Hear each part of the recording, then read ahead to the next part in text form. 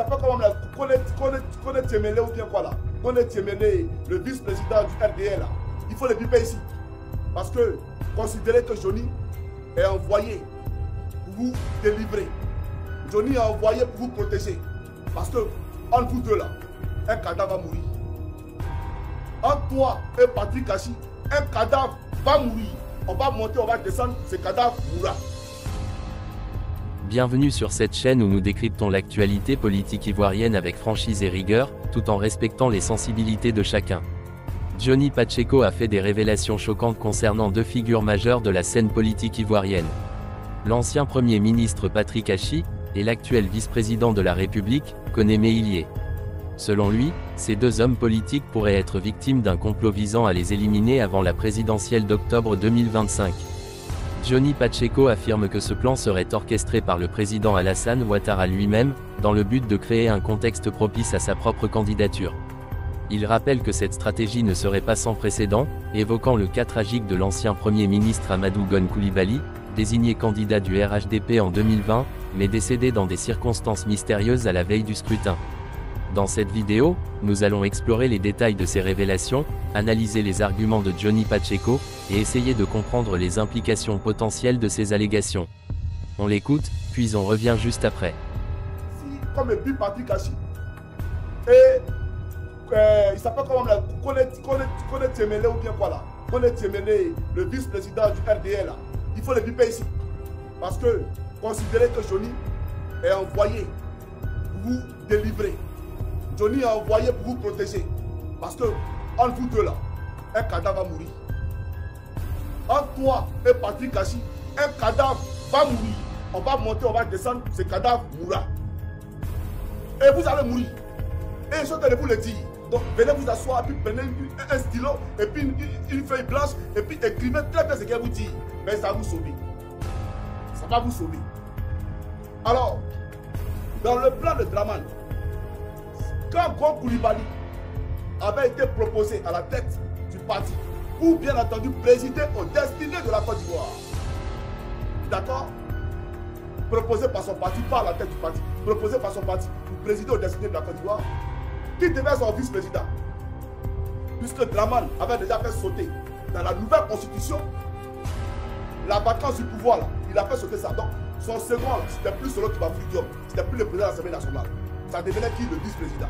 Donc on a créé un poste de vice-président, n'est-ce pas? Et donc le vice-président de Gon Coulibaly devait être qui? Photocopie. Le RHDP est-il prêt à tourner la page de l'ère Ouattara pour se projeter vers l'avenir? Et si oui, qui pourrait incarner cette nouvelle dynamique? On regarde ensemble cette vidéo et on revient juste après. Mais malheureusement, dans les calculs, Gon Coulibaly meurt avant les présidentielles, meurt avant la date butoir. Et donc, Dramane maintenant prend les rênes du pouvoir. Parce qu'on ne peut pas prendre photocopie comme ça pour le balancer, à même parce qu'on n'allait pas accepter. Qu'on propose photocopie à la tête, bien à la place de Gon Coulibaly. En bas, n'allait jamais l'accepter. Les autres membres du parti n'allaient jamais l'accepter.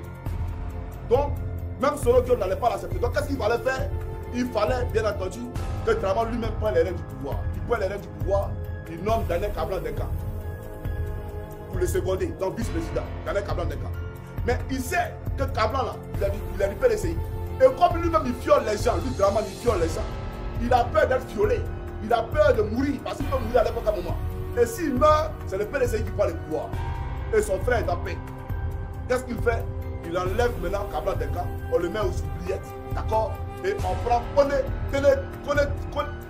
tu savais quoi? Tenez Miele ou bien quoi là? Tenez Miele. Tenez Miele ou bien Tenez Miele là. On le prend parce que lui, c'est un produit de la France-Afrique. Il fait partie de ceux qui défendent le franc CFA. Le vice-président actuel de la Côte d'Ivoire, il était l'ancien gouverneur d'Abessiaou, proposé par Dramane. Donc il fait partie de ceux qui défendent les valeurs et les intérêts de la France-Afrique. Dramane le propose. Comme ça, il sait que c'est la famille. Et il prend son petit frère, il le bombarde, ministre de la Défense. Mais, chers camarades, pourquoi vous n'avez pas le regard profond? Je vais vous expliquer une chose très importante. Au Gabon, Ali Bongo, quand son père était président, lui, il était quoi? Ali Bongo.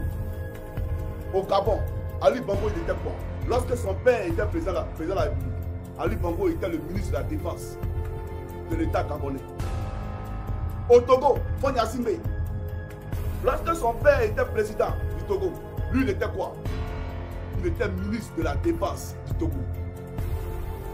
Quand vous prenez encore au Mali, Idriss Ibeka, son fils, il était quoi?